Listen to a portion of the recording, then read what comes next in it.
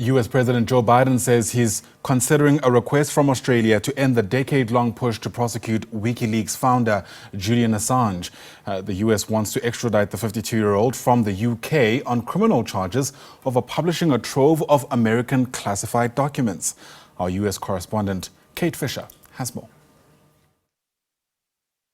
President Biden was asked about Australia's request to end Assange's prosecution by a reporter at the White House, and he said, "We're considering it." The Australian Parliament recently passed a measure backed by Prime Minister Anthony Albanese calling for the return of Mr Assange to his native Australia.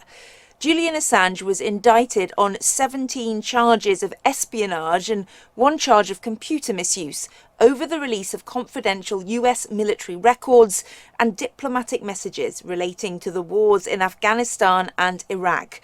American prosecutors alleged that he encouraged and helped the US Army intelligence analyst Chelsea Manning to steal cables and files that WikiLeaks then published, putting lives at risk. Manning was jailed for 35 years, but former President Barack Obama commuted her sentence in 2017.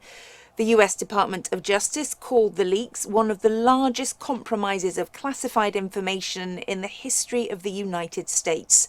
Mr Assange denies the charges and says it was an act of journalism and in the public's interest. He's been fighting extradition to the US from the United Kingdom for more than a decade. He spent 7 years in self-exile in the Ecuadorian embassy in London, and then the last 5 years in the high-security Belmarsh prison. Last month, he fought off an immediate extradition at London's High Court, and a panel of 3 judges gave the US until April the 16th to give assurances that he would not receive the death penalty.